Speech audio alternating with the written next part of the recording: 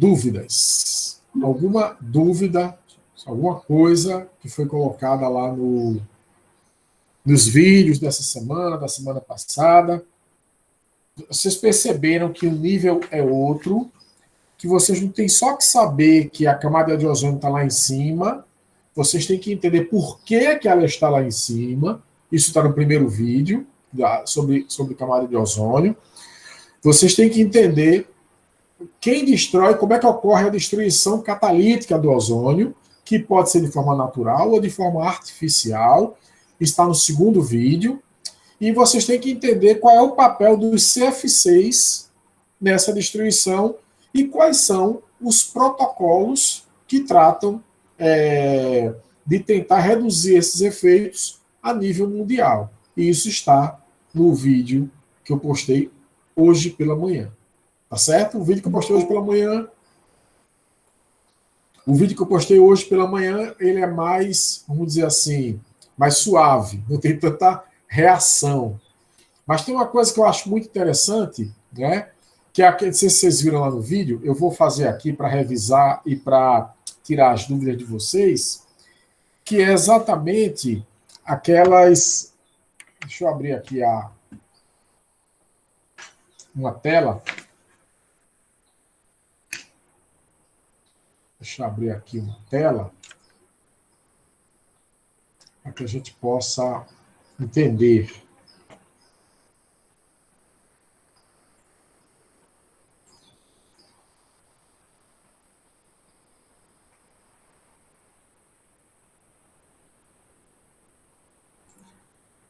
Pronto, eu estou compartilhando minha tela. Acho que vocês já devem estar recebendo, ok? Tranquilo, gente? Tranquilo. Bom, então, galera, primeiro é aqueles códigozinhos do CFC, né? Que a gente sempre vê. Se você pegar qualquer material de refrigeração mais antigo, gás de refrigeração, vai ter lá o códigozinho do gás. E é uma coisa que é com uma curiosidade, lógico, e é uma coisa tão simples de você interpretar, né?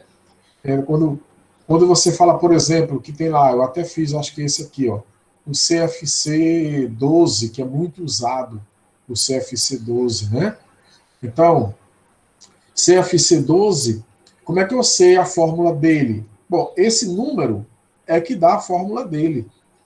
Esse númerozinho aqui, esse 12 aqui. Então você só tem que estar prestando atenção nesse número que tem do lado, né? Por quê? Porque esse número do lado, ele vai dar o número de carbonos, de hidrogênios e de flúoros que tem na molécula, certo? Veja que ele não dá, repito, o número de cloros. Só dá carbono, hidrogênio e flúor. E como é que eu acho o número de cloro? Subtraindo, vendo quantas ligações faltam para você poder preencher o CFC. Então, por exemplo, CFC 12. Pega 12 e soma com 90. Esse é o número mágico, 90. Quando você soma com 90, olha só, 12 mais 90 dá quanto? 102. Isso quer dizer o quê? Isso quer dizer que eu tenho um carbono, o primeiro número é o número de carbonos, que eu não tenho nenhum hidrogênio, esse segundo número é o número de hidrogênios, e eu tenho 2 flúoros. Esse terceiro número é o número de flúor. Ora, obviamente, como só tem um carbono, e o carbono tem que formar 4 ligações, uma ligação vai ser 2 ligações, nenhuma com hidrogênio, 2 ligações com flúor, F2. Como o carbono forma 4 ligações, ainda pode formar 2 ligações. Então, nesse caso, tem que ter, então, 2 cloros para completar. Então, a quantidade de cloros a gente calcula pela diferença. Então, o CFC 12 é o CF2Cl2, de cloro, de flúor, metano, ou simplesmente CFC 12. Tranquilo isso aí, gente. Alguma dificuldade nessa regrinha dos 90, né? Você tem isso aqui, por exemplo, CH, fazer aqui, Vou inventar aqui um, viu? C2, H2. Vou fazer o contrário agora. Deixa eu fazer um bem fácil, depois eu. Desculpa. Se eu tiver isso aqui, CH. Opa, H não. CFCl3, uma suposição. CFCl3, tá? O contrário. Aqui eu já dei o código para encontrar a fórmula. Aqui eu estou dando a fórmula para encontrar o código. Então, primeiro, um carbono só. Um carbono só. Não tem hidrogênio. Zero de hidrogênio. E tem 3 cloros. Tá? Não entra aqui na conta. E tem um flúor. Um flúor. Então veja que cloro não entra. Só entra carbono, hidrogênio e flúor. Cloro não entra. Dá 101. Só que agora eu já tenho a soma, né? O que eu vou fazer então? Subtrair 90, que aí eu vou achar o número do CFC. Então, nesse caso, subtrai 90. 0 para 1 dá 1, aqui dá 11 e aqui não dá nada. Então, esse aqui seria o CFC11. Então, é bem simples, não tem muita dificuldade, né? É o número mágico, é o 90, né? Também serve para HCFC, né? Se eu tiver isso aqui, CHH, C, CL, CL, CL. Pronto. Qual seria o código desse? Né? Vamos lá, então. Primeiro, carbonos. Tem dois. Dois. Hidrogênios. Tem dois também. Dois. Flúor. Só tem um. Um. Cloro tem 3. Não interessa. Não entra. Então já tem aqui a soma. Subtrai 90, que você tem o código. Ora, 0 para 1 dá 1. 9 para 12. 9 para 12 dá quanto? Dá 3, né? Vai 1. 131. Então aqui seria o CFC 131. Perceba que se eu fizer assim, olha que interessante. C ligada a C, ligada a F, ligada a cloro, ligada a cloro, ligada a cloro, ligada a H, ligada a H. Ó, veja que eu estou fazendo um isômero do de cima. Um isômero. Perceba que ele vai ter a mesma quantidade de carbono, 2, a mesma quantidade de hidrogênios, 2, e a mesma quantidade de flúor, 1. Quando eu achar o código, eu vou achar o mesmo código. Então, às vezes, existe mais de um composto para o mesmo código.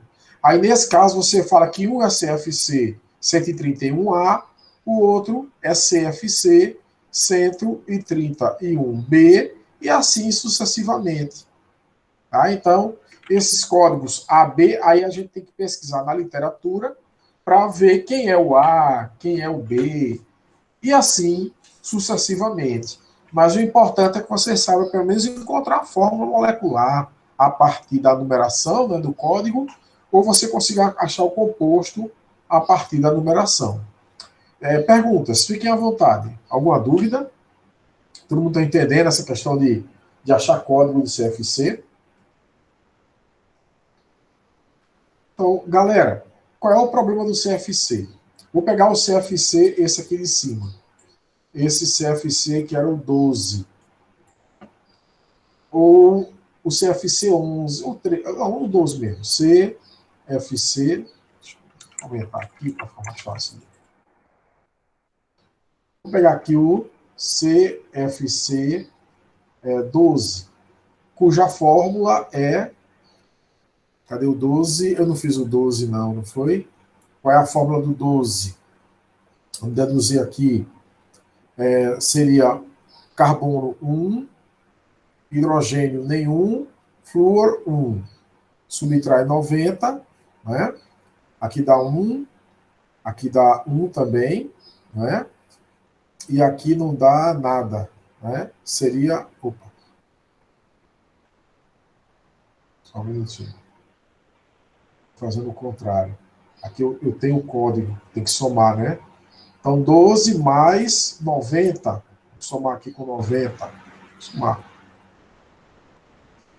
2, e aqui dá quanto? 1 e 9, 10, 102. Então, ele tem carbonos 1, hidrogênio nenhum e flúor 2. Então, essa é a fórmula dele. CF2Cl2. Né? O primeiro aqui, que eu não tinha visto aqui, eu tinha feito lá em cima. Desculpa aí, gente. Mas tá bom, ele treinou. CF2Cl2. Bom, o que acontece com esse CF2Cl2? Todos esses CF6, o problema deles chama-se estabilidade.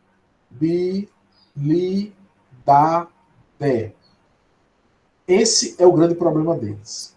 Na realidade, esse é o grande motivo deles serem produzidos, terem sido produzidos em massa desde a década de 50. Esse é o grande motivo deles serem produzidos em massa. Estabilidade, eles são estáveis. Isso quer dizer o seguinte: um composto como esse CFC12 aí, quando a gente libera no meio ambiente, ele não causa nada. Né? Ele não causa nada. Aqui na troposfera, onde nós estamos, ele é liberado, fica aí flutuando de boa, né? Por até centenas de anos, se for o caso, fica de boa. Ele não causa intoxicação em ninguém, ele não causa doença em ninguém, nenhuma planta morre na presença dele, nenhum animal morre na presença dele, ele não faz nada, ele é inócuo, é um gás inerte, é tipo um gás nobre, né? Só que, devido à sua alta estabilidade, ele não reage, simplesmente não reage. Entra, você respira ele, ele entra, sai ou é absorvido, mas sai, não faz nada, não causa nada. Bom, como ele não causa nada em ninguém, ele foi, obviamente, escolhido para se fazer o quê? Para se fazer se usar para todo tipo de situação em que se precisava de gás. Eu quero um gás para colocar aqui dentro de um frasco que vai liberar espuma, aquelas espumas de carnaval, né? Bota o gás ali dentro, bota o líquido, quando você aperta, sai aquela espuma, o gás gera a espuma ali dentro, sai aquela festa, né? Eu preciso de um gás para colocar aqui com um perfume, para fazer um desodorante, para sair com... beleza, coloca tudo ali dentro, quando você aperta, sai, que bom. Eu preciso aqui de um gás para fazer aqui para lançar uma essência, para deixar o ar cheiroso. Coloca junto com o CFC desse aí, quando apertar, o gás sob pressão vai sair arrastando o líquido e vai espalhar ele em gotículas pelo ambiente. Que lindo, né? Os famosos aerossóis. Bom, que lindo, que maravilhoso. E pode usar o CFC à vontade, porque você pode engolir isso aí e não tem problema nenhum. Ele não causa mal a ninguém. Isso foi produzido em massa. Se usou também em equipamentos de refrigeração. Vocês sabem como é que funciona, eu até expliquei no vídeo de hoje, como é que funciona uma geladeira, como é que funciona o ar-condicionado, trocando calor. Vocês já viram na fisicoquímica que quando um gás expande, né, ele absorve calor. Né? O gás expandiu, ele tende a absorver calor.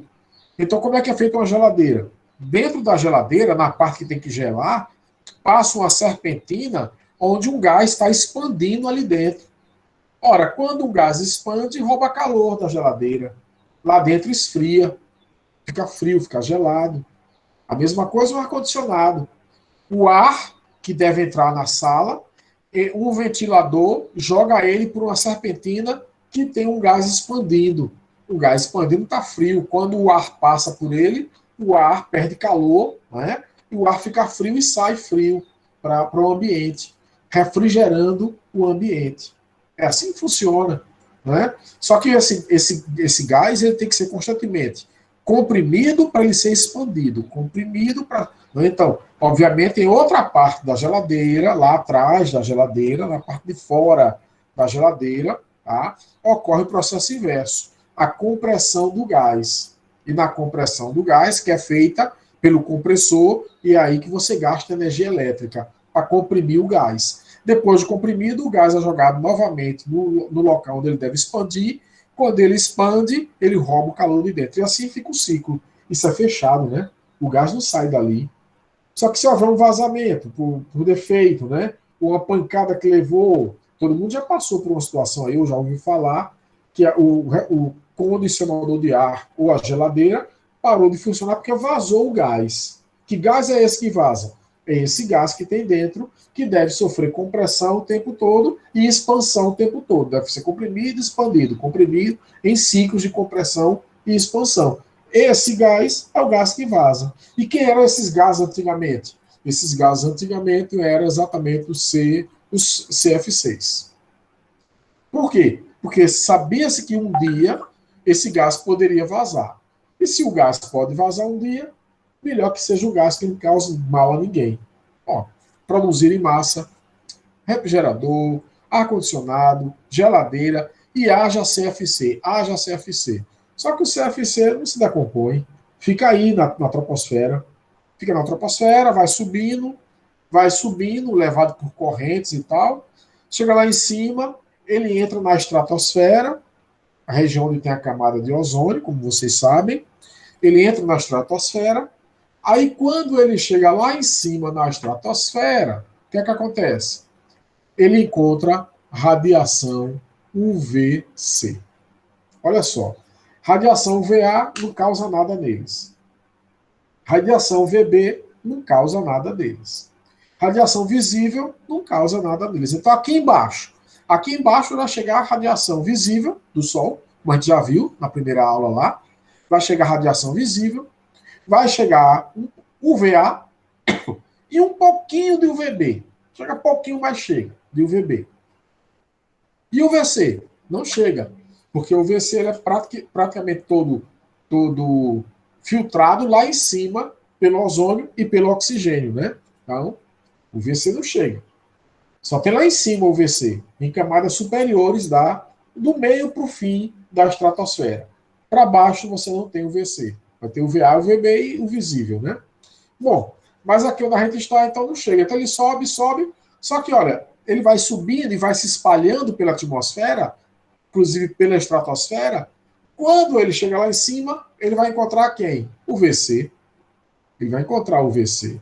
Aí esse lá vou botar H, é o costume de fazer carbono com H. CF2, Cl2, ele vai encontrar a radiação UVC, um fóton, né? UVC, e esse fóton UVC ele é absorvido, liberando o cloro. Então, o CF2Cl, uma das ligações quebra, liberando quem? Liberando um átomo de cloro. Pronto. Esse processo que acontece. E aí, veja bem, eu já mostrei nos vídeos anteriores como é que o cloro reagia. Como é que o cloro reage? Bom, como ele está sendo formado lá em cima, né, o cloro, ele vai reagir pelo mecanismo 1. Né? Como é que ele reage? Ele reage com o cloro radical, vai reagir com o ozônio, lá da estratosfera, vai produzir O2 e vai liberar e vai formar o ClO. Veja aqui o que é que acontece aqui. Ele abstrai, aqui é o ozônio, né? Desculpa aí. Essa reação é importantíssima. Você pegar qualquer questão que envolva reação de decomposição do ozônio por catalisador, a reação vai ser essa daqui. Certo? Então, ele abstrai. É uma reação muito simples. É só pegar um oxigênio e passar para o catalisador. Tá? Então é só isso. Pegar um oxigênio do ozônio e passar para o catalisador. Só. Não tem muito segredo. Então o ozônio vira oxigênio. Em uma outra etapa, o que é que acontece? Esse ClO vai encontrar um oxigênio. Onde é que tem oxigênio? Lá na troposfera, ou na estratosfera. Nessa região que tem UVC, também tem oxigênio, provenientes de moléculas de O2 que quebraram pela UVC. Aí olha só o que acontece. Ele vai se transformar em O2. Olha, que interessante, ó. Esse O junta com esse O, O2, só isso. E vai transformar o ClO em cloro. Só que esse cloro vai encontrar outra molécula de ozônio, olha qual é o catalisador, e transforma em O2 e ClO. Aí o ClO reage com outro O, e aí fica essas duas etapas o tempo todo acontecendo, de forma que quando você cancela, né, ó, como a gente fazia lá na lei de Hess, lembra da lei de Hess que a gente cancela tal? Quando eu cancelar aqui, ó, cancela o cloro com o cloro, cancela ClO com ClO. Aí vai surgir o quê? Vai surgir exatamente o O3 mais o O, produzindo duas moléculas de O2, ou seja, decomposição do ozônio. Isso aqui é o mecanismo que a gente chama de mecanismo 1. Aqui são as reações que a gente chama de decomposição do ozônio pelo mecanismo 1. O mecanismo 1 tem duas etapas. A primeira é essa. Essa etapa também é a primeira etapa do mecanismo 2. Se vocês quiserem, eu posso revisar aqui o mecanismo 2, mas é a primeira etapa. Qual é a diferença de um mecanismo para o outro? Vocês têm que entender aonde ocorre cada um desses mecanismos e o porquê. Onde é que acontece o mecanismo 2? Desculpa. Onde é que acontece o mecanismo 1? O mecanismo 1 só acontece onde tem o VC. Por quê? Porque para ele acontecer, tem que ter oxigênio. É bem simples, não tem muita coisa. Veja que aqui, ó, se você ver a reação global dele, na reação global dele, existe a necessidade de átomos de oxigênio. Se não tiver átomo de oxigênio, não tem o mecanismo 1. Então, o VC, o mecanismo 1 só ocorre onde tem o VC. E onde é que tem o VC? Do meio para cima da estratosfera. É onde tem o mecanismo 1, a destruição pelo mecanismo 1. Mas também pode ocorrer destruição sem precisar dessa UVC. Obviamente, em regiões do meio para baixo, onde você tem pouco UVC, né, e não tem praticamente oxigênio, por esse motivo, você pode ter o mecanismo 2. Como é o mecanismo 2? Deixa eu fazer aqui. O mecanismo 2 é assim. Bem rapidinho, os dois mecanismos para vocês entenderem. Ei, professor. Opa, fala aí. Como foi que esse UVC reagiu com CFC, que eu não entendi? A reação dele com o CFC é bem simples, aqui em cima. O UVC é só energia. Então, o que é que ele faz? Ele só faz quebrar a ligação do cloro com isso aqui. Porque se você olhar direitinho, o que é o CF2Cl2? É C ligado a F, ligado a F, ligado a cloro, ligado a cloro. O que é que o UVC faz? Simplesmente quebra uma ligação dessas, só isso, de forma homolítica, de forma que vai ficar um elétron com o carbono, um elétron com o cloro. Só isso que ele faz. Então, a única função dele é produzir o cloro livre, porque é esse cloro livre, tá? Produzir o cloro livre, porque é esse cloro livre o responsável pela destruição do ozônio. Tranquilo? Foi, Ricardo? Foi? Tranquilo. Foi. Pronto. Aí, o mecanismo 2, professor, deixa um aqui. Qual a diferença, né? Aí já explico onde é que acontece um, onde é que acontece o outro. Certo, gente? O mecanismo 2, ele é bem simples também, começa igual ao 1. Começa igual ao 1. Essa mesma etapa daqui, ou seja, o cloro com ozônio produz O2 e ClO. Eu estou fazendo com cloro, poderia fazer com bromo também, mas a gente está falando do cloro, né, por causa do CF6. Então, o cloro mais o ozônio, tá, produz O2 mais ClO. Pronto, primeira etapa. Segunda etapa, repete essa. Eu posso até botar aqui 2, 2, 2 e 2. Mas eu vou repetir. Repete ela. O cloro mais o ozônio, produzindo o quê? O2 mais ClO. Ela acontece duas vezes. Tá? Você tem que propor 2 vezes dessa etapa daqui. Porque agora, na próxima etapa, é a reação desse com esse. Esse com esse. Essa é a diferença. Próxima etapa. ClO reage com ClO. Com ClO. Reage um com o outro. Produzindo o quê? Produzindo ClOOCl. Pronto. Só isso. Só que isso aqui, gente, é altamente instável. É tão instável que praticamente na mesma hora se decompõe. E decompõe em quê? Decompõe em 2 átomos de cloro, cloro e cloro, mais O2. O e O, O2, aí cloro e cloro. Quando você passa o traço para somar, olha que interessante. Bem, calma. 2 cloros cancela com 2 cloros. Ó. Cloro mais cloro, 2 cloros. 2 cloros. Um de cada lado, cancela. ClO, ClO, ClO, ClO.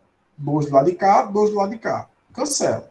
Isso aqui já está cancelado, porque eu já estou decompondo ele. Quando eu botar entre parênteses aqui, é porque está automaticamente cancelado. Poderia até fazer mais uma reação, só iria complicar. Mas já está, esqueça isso aqui. Tá? Quando eu botar entre colchetes assim, é que eu estou querendo dizer que ele está se decompondo, está se cancelando já, está se decompondo automaticamente. Tá? Poderia até escrever isso mais esse, já produzindo isso mais isso direto. Seria até mais fácil. E agora soma. O3 com O3 do mesmo lado. 2. Ele tem preto aqui. 2 O3 produzindo O2, O2 e O2. Produzindo 3 O2. Pronto. Isso aqui é o que a gente chama de mecanismo 2. Fundamentalmente, qual é a diferença? Olha só, a reação global é a mesma. O3, O2, O3, O2. Só que aqui precisa do O e aqui não precisa do O. É só essa a diferença. E isso aqui, essa diferença, é que diz onde é que ele acontece. Esse de cima acontece do meio para cima da troposfera, porque lá tem O. Essa daqui acontece do meio para baixo, da troposfera não, da estratosfera, desculpa, da estratosfera, porque não tem O. Só isso.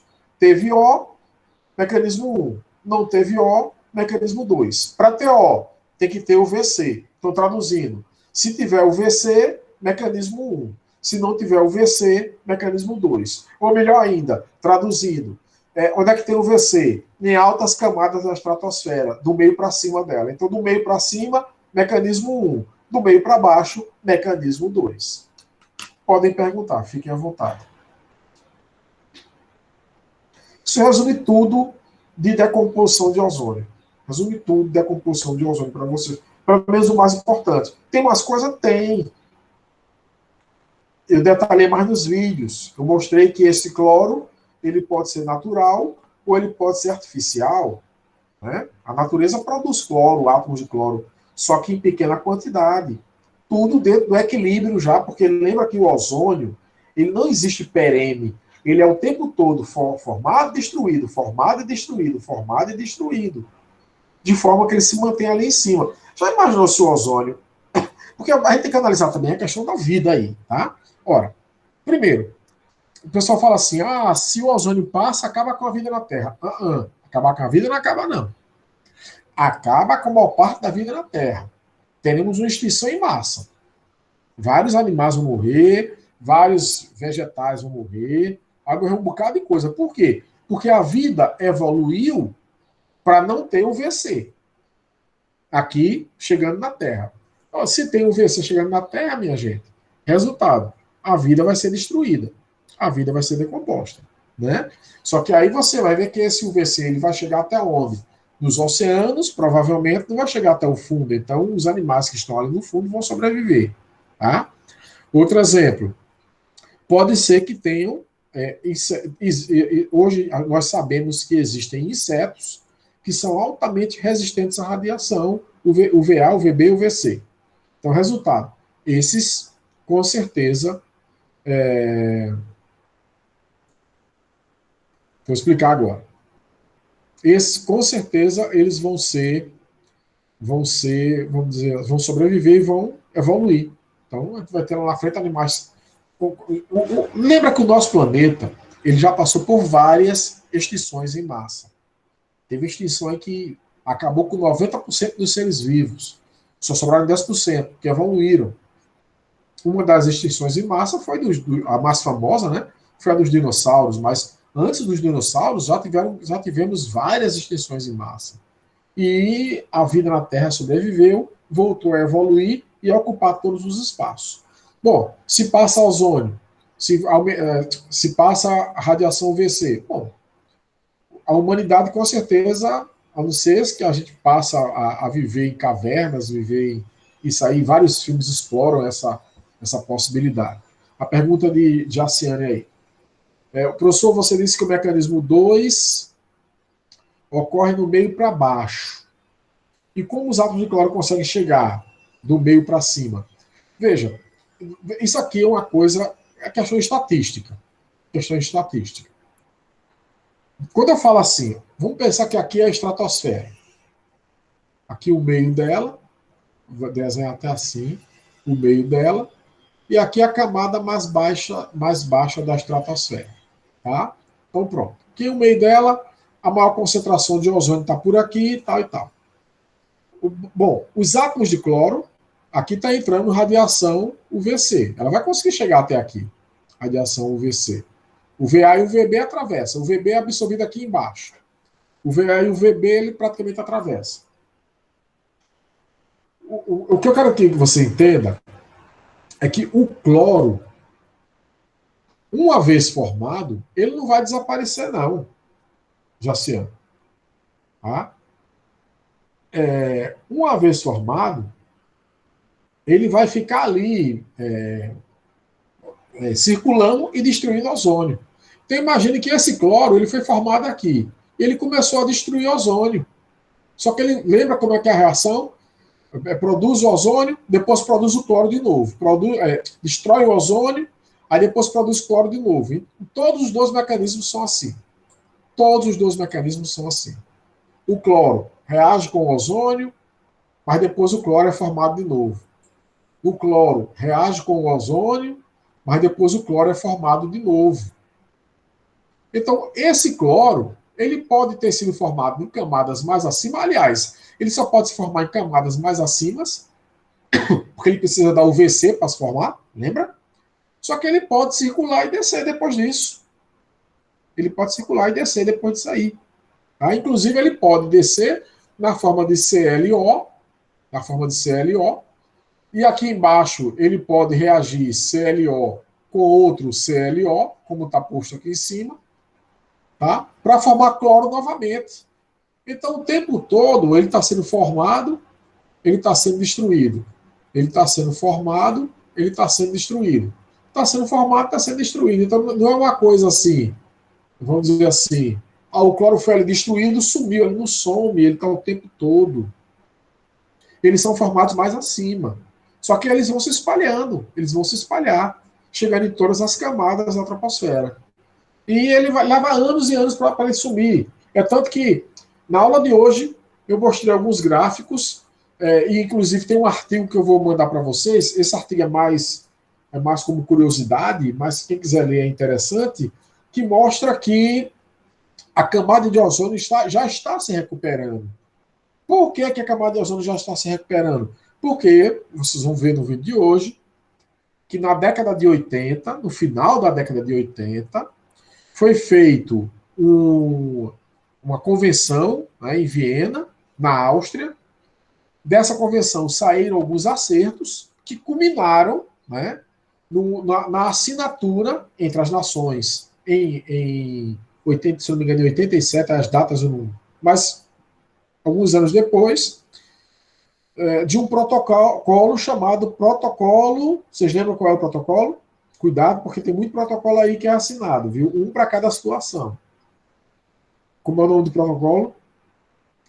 É o protocolo de Montreal. Cuidado, porque o mais famoso é o de Kyoto. O protocolo de Kyoto a gente vai ver ainda. O protocolo de Kyoto é sobre aquecimento global, para reduzir o aquecimento global. Esse protocolo de Kyoto ele deu muito problema até hoje dá. Vários países não assinaram. Vários países, os americanos mesmo não assinaram. Certo? Mas esse protocolo de Montreal, praticamente todos os países assinaram. Todos, todos, todos. E olha, eu mostrei a vocês que o cloro ele podia ser inativado. Né? O cloro ele pode se transformar, por exemplo, o cloro radical, ele pode encontrar com metano lá em cima, por exemplo, e ele pode abstrair um hidrogênio do metano, se transformando em HCl e produzindo um radical CH3 que não tem nenhuma influência sobre o ozônio. Então vai formar o que aqui? O HCl. O HCl, ele inativa o cloro. Esse HCl não tem nenhuma atividade para você decompor o ozônio. Outra coisa, HCl, lembra que ele é conhecido com o nome, né? Vocês devem lembrar, de ácido, cuidado com isso, viu? Ácido clorídrico, né? Ó, clorídrico. Só que ele só vai ser ácido clorídrico se ele estiver junto com a água. Aí chama ele de ácido, porque ácido só é ácido com a água, né? Esses ácidos HCl, HBr, só são ácidos com a água. Então o HCl lá em cima, ele está na forma gasosa. A gente não chama ele de ácido clorídrico. A gente chama isso como se fosse um sal. Se fosse NaCl, que é um sal, seria o cloreto de sódio, né? Mas aqui, como é hidrogênio, a gente chama de cloreto de hidrogênio. Então, hidrogênio. Então, vocês não podem esquecer isso, que o cloro, o HCl gasoso, lá em cima, sem a água, é o cloreto de hidrogênio. Com a água, é o ácido clorídrico. Tá legal? Legal. Só que o HCl, veja bem, o que é que acontece com ele? Se ele encontrar com a nuvem de chuva, ele cai, ele precipita, porque ele dissolve na água. O problema do CFC, outro problema do CFC, é que ele não dissolve na água. Ele é apolar, praticamente apolar, muito pouco polar. Como ele não dissolve na água, ele não precipita com chuva. Ele não sai da atmosfera. Já o HCl, não, ele pode precipitar como chuva. Tá certo? Eu não lembro agora a outra reação. Mas tem outra reação que produz o cloro ligado ao nitrato. Tá? O ClONO2. Eles chamam de nitrato de cloro. Essa molécula também dissolve na água da chuva e também retira o cloro e também inativa o cloro. É outra forma de inativar o cloro. Então, o cloro, gente, ele é inativado, tá, de forma natural. Isso aí acontece há milhares de anos, vem acontecendo. O problema hoje é que a quantidade de cloro é grande, em função da quantidade de CFC ser grande. Então, o problema de hoje da depleção, olha essa palavra aí, depleção. Depleção quer dizer redução, quer dizer quebra, quer dizer decomposição. Então, a depleção do ozônio, quando você vê esse termo aí, depleção, você já sabe o que é. Quando você vê depleção de ozônio, quer dizer o ozônio foi decomposto, o ozônio foi quebrado, foi reduzido a sua quantidade. Então, hoje em dia, acontece fora do equilíbrio. Ele decompõe mais rápido do que o que ele é produzido. É isso que causa os buracos na camada de ozônio. Eu não quis, assim, aprofundar, porque existe a explicação do porquê que o buraco está sobre os polos. Aí eu não entrei nessa parte, que é uma parte bem mais complexa. Aí é para quem realmente é da área e que vai estudar especificamente a questão do ozônio, né? Aí é bem específico, é para quem quer ser especialista. Quem quiser, eu posso indicar literatura sobre isso, tá? Eu já li, mas eu não lembro assim para explicar. Teria que reler para explicar. Mas existe um motivo para os buracos serem maiores nos polos. Tá? Perguntas, fiquem à vontade. É muita coisa, gente. Ou seja, particularmente, eu acho muito interessante isso. Né? Entender por que. Primeiro, entender por que o ozônio está lá. Está lá a camada de ozônio, mas por quê? Né? Então, você já sabe por que o ozônio está lá. Essa química era boa para poder exatamente também, assim como a medicinal, essa também dá muito conteúdo para você falar sobre. Aqui você pode contextualizar um bocado de coisa, né? Pode contextualizar quando você vai trabalhar a questão de alotropia, né? Que o ozônio, O3 e O2 são alótropos, né? Pode trabalhar isso aí. Você pode trabalhar a questão de reações fotoquímicas, né? Da energia interagindo com a matéria, né? Que aí retira, no caso aqui, quebra as ligações, tal. Você pode trabalhar a questão de energia de ligação, né? Pode trabalhar também essa questão aqui de quando é que é ácido. Então, tem muita coisa que pode ser trabalhada aqui. E aí, lembra que qualquer pessoa aprende melhor quando ele consegue fazer uma ligação entre o que ele está aprendendo com uma coisa curiosa do dia a dia dele, né? Então é interessante isso aí. Por favor, gente, podem falar, podem perguntar. Fiquem à vontade.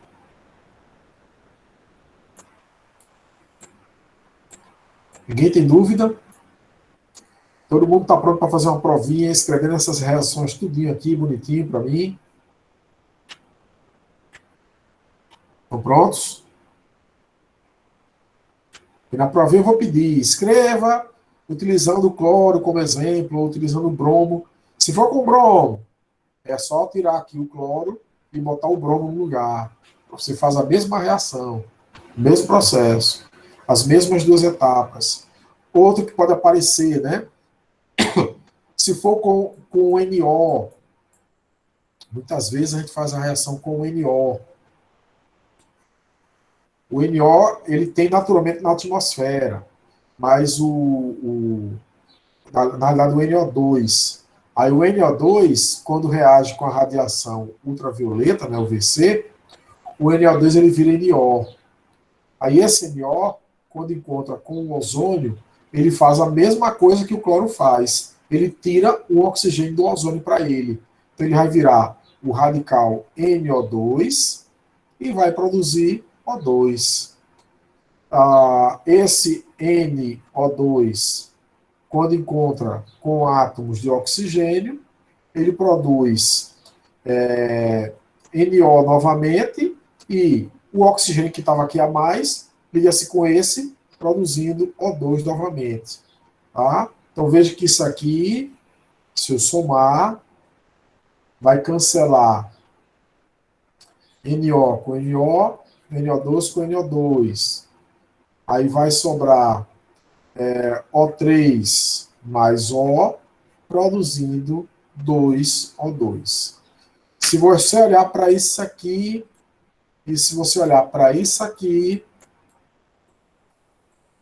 você vai ver que é a mesma coisa. É um mecanismo 1, só que no lugar de colocar o cloro, eu estou colocando o NO como catalisador da quebra do ozônio. É essa a diferença. Então, essas são as reações catalíticas que produzem, que promovem a quebra do ozônio.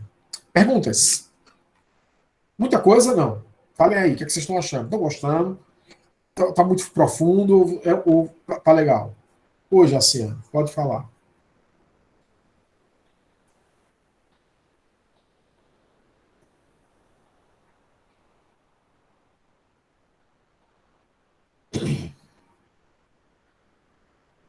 O NO ele pode ser produzido a partir do gás NO2 na atmosfera.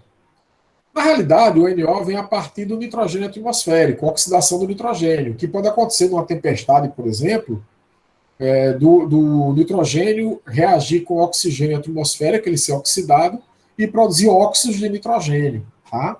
Então, esses óxidos, se eles chegam lá em cima, na camada de, de ozônio, lá se eles encontram radiação UVC, o problema é essa UVC. Essa danada quebra um bocado de coisa. Então, quando eles quebram o UVC, eles produzem esse NO, e esse NO é reativo com o ozônio. Se você pegar, por exemplo, átomos de bromo, também são reativos, inclusive mais reativos que o cloro. Não é que ele seja mais reativo, é porque o cloro ele tem processos de retirada natural, como esse, é um processo natural que retira cloro da atmosfera. Tá? Esse cloro aqui ele é retirado, vira HCl e precipita com chuva. Ele sai da atmosfera. Só que esse bromo ele não tem esse processo natural para retirada dele da atmosfera. Então, se um cloro ele sobrevive muito tempo na atmosfera, destruindo um bocado de moléculas, o bromo ele sobrevive durante muito mais tempo, destruindo muito mais moléculas de ozônio. Consequência disso? A consequência disso é que o bromo ele é mais perigoso do que o cloro. Só que o bromo ele não tem muito. Ele não tem muito. Por exemplo, o CFC ele não tem bromo. Ou a maioria não tem bromo. Tá? Então, queria mostrar uma coisa a vocês. Alguns dados. Acho que eu vou sair daqui. Queria mostrar alguns dados. Próximo assunto nosso será chuva ácida. Mas a gente vai ver com profundidade. Para entender. Eita, aqui, não abriu aqui. Abriu. Quero visitar esse site aqui. Pronto.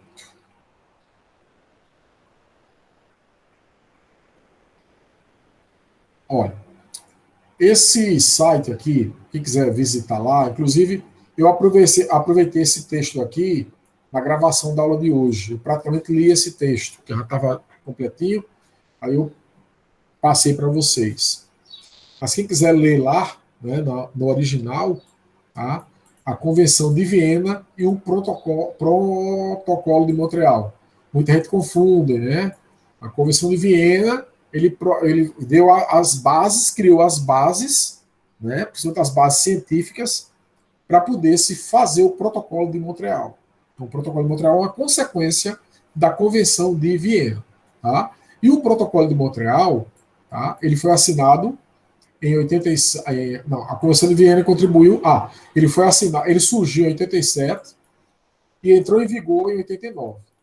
E esse é um dos poucos protocolos mundiais em que praticamente todos os países do mundo eles assinaram. Então, todos assumiram o compromisso de acabar com o que eles chamam aqui de SDOs, substâncias que destroem ozônio. Substância que destrói ozônio. Aí aqui ele tem aqui um documento onde ele coloca aqui, onde ele detalha aqui as principais etapas que aconteceram e quando no Brasil isso foi promulgado, entendeu? Porque isso tudo virou legislação no Brasil. Tudo isso o Brasil assinou e quando você assina, você se compromete a criar leis no país promulgando aquilo que foi definido no protocolo. Tá? Então, a Convenção de Viena, esse decreto aqui, ó, de 1990. O Protocolo de Montreal, também em 1990. Deve ter sido, inclusive, junto, ó, mesma data, mesmo decreto, no mesmo decreto. A Emenda de Londres. O que foi a Emenda de Londres? Foi emendou o protocolo, uma emenda ao protocolo. O que foi que ela fez, a Emenda de Londres? Ela deixou o protocolo ainda mais limitado, ou seja, ele aumentou vamos dizer assim, as exigências para que os países parem de produzir, de consumir as substâncias que destroem ozônio. Então, teve a emenda de Copenhague, a emenda de Montreal e a emenda de Pequim em 1900, praticamente em 2000, né? 1999. Tá? Aí, junto com isso, gente, o que eu queria mostrar a vocês é isso aqui. Tá? Só que vocês entenderem essa lógica aqui, né? Então, teve o protocolo e várias emendas, e cada emenda dessa deixa o protocolo mais rígido. Cada emenda dessa deixou o protocolo mais rígido. Então, aí tem esse outro link aqui. Vou pegar aqui o link.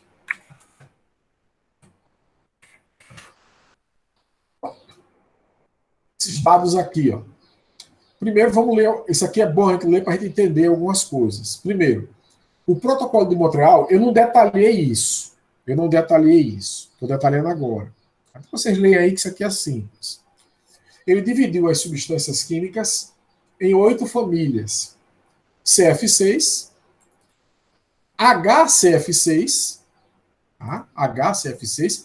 Lembrando que os HCF6, eles têm uma ação menor do que os CF6. Mas também são controlados. Então você tem os CF6, vocês têm o HCFC. Tem os halões, os brometos de metila, então, os que tem bromo, né? Tetracloreto de carbono, que é o CTC, tetracloreto de carbono. Metilclorofórmio, hidrobromofluorcarbonos, aqui já entrou bromo no meio, e hidrofluorcarbonos, HF6. Esses hidrofluorcarbonos, eles não têm cloro, tá? Então, existe um cronograma, né, de cada um, da eliminação deles. Olha. Não vou ler isso aqui, não. Eu só estou mostrando a vocês. Quem quiser ter acesso, tem isso do governo federal. Aí o governo lançou esse material aqui. E o que é isso aqui? Isso aqui, ele lança anualmente, é o histórico, não sei daqui para frente. Mas pelo menos ele lançou até 2019. É o protocolo de consumo de SDOs, ou seja, substâncias destruidoras de ozônio no Brasil. Tá? Então veja que essas substâncias destruidoras de ozônio, desde 92 que o Brasil, que nós temos os números do consumo total, aqui é o histórico de consumo, do consumo total, do consumo do CFC, do consumo do HCFC, do brometo de metila. Veja que, ó, quando eu vejo consumo total, o realmente maior está em torno de CTC, que é o clorofórmio, tá? Ó, era enorme aqui o consumo de clorofórmio não, de tetracloreto de carbono, né? Halon sempre foi muito pouco,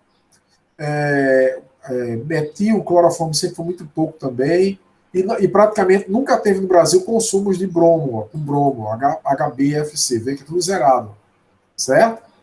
Mas olhar para número assim é horrível, né? Horrível olhar para número. É melhor olhar tudo isso aqui no gráfico. Então tem um gráfico aqui, ó. Aí o gráfico já fala muito para a gente. Essa é a diferença. Gente, isso aqui é igual a isso aqui. Tabela e gráfico é a mesma coisa. Tabela e gráfico é a mesmíssima coisa. Só que quando você pega a tabela, você olha para ela, você não entende. Mas só que é maluco para entender uma tabela desse tamanho. Quando você pega a tabela e joga no gráfico, aí você entende. Ó, aqui é o consumo total, tá vendo? Ó? Vou botar aqui para baixo. Aqui é o consumo total em azul escuro. Em azul claro é o CTC. Veja que o CTC, que é o tetracloreto de carbono, no início consumia-se muito no Brasil, chegou-se até um consumo negativo, né? E depois o consumo praticamente estabilizou em zero. Então o CTC, que era o tetracloreto de carbono, hoje em dia é usado como solvente, mas muito pouco, tá? Então vocês têm os CF6, aí os CF6 eram muito usados, olha, também, até a década dos anos 2000. Nos anos 2000 caiu drasticamente o seu uso e hoje em dia praticamente é zero, ó. A curva está no zero, praticamente. Agora, o que tem preocupado? Aumentou o consumo de HCFC. HCFC, praticamente hoje, ele é igual o consumo total e o consumo de HCFC. Isso quer dizer que hoje em dia, no país, se consome só HCFC. Tá? Então, está aqui. É um consumo baixo, próximo de zero, mas ele existe. Ele existe. Tá? Aqui é o histórico de consumo somente dos HCFCs, a tabela com cada HCFC, ó, as fórmulas dele que eu acabei de ensinar, ó, HCFC 22, só você somar 90, fazer como eu ensinei que você chega. HCFC 141B, esse B quer dizer o quê? Que tem mais de um isômero. Ele está falando de um dos isômeros. HCFC 123, 124, 142B, o que é o B? Tem mais de um isômero. Esse é o mais usado no país. Tá? E assim vai. Aí aqui você tem o gráfico veja que é um gráfico crescente e hoje estabilizado praticamente, de consumo total, que é esse azul, né, o total deles, e esse laranja, que é o mais importante, é o HCFC 22. Ele também teve o consumo aumentado e estabilizado, e o HCFC 141B também aumentou nos últimos anos e até 2019 tem se mantido prática. Tem reduzido um pouco o consumo, mas a queda ainda é muito pequena. Então aqui vejo que os outros, o país praticamente nunca produziu, nunca consumiu os outros. Tá? Então, isso aqui são informações retiradas direto, retirei hoje essas informações, direto do site do governo federal, do Ministério do Meio Ambiente. Tá? Tem outro gráfico que eu mostrei lá na minha aula, que eu queria mostrar a vocês, que é esse daqui. Esse daqui eu acho ele muito interessante. Tá? Por quê? Oi. Deixa eu aqui a vocês. Se estiver vendo aí, me avisa, mas acho que dá para ver. Pronto.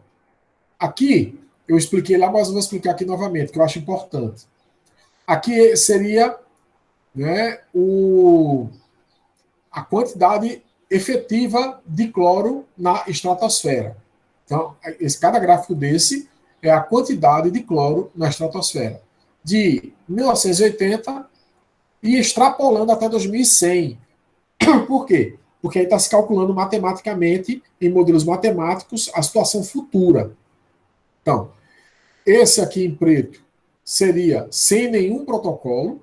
Olha o que aconteceria com a quantidade de cloro na estratosfera se você não tivesse protocolo. Olha como ela ia aumentar. Ia aumentar de forma drástica. Com o protocolo de Montreal, veja que ele já diminuiu um pouco. Já diminuiu um pouco, mas não foi muito ainda. Estão vendo? Então, por isso foi necessário se fazer o de Londres, Copenhague, de Beijing e o de zero emissões. Aliás, e o de zero emissões está aqui. Se não se emitir nada, seria o tracejado aqui, que é o ideal, né? Seria zero emissões. Mas aí, olha só, com aquela emenda de Londres, você já vai ter uma diminuição boa, tá vendo?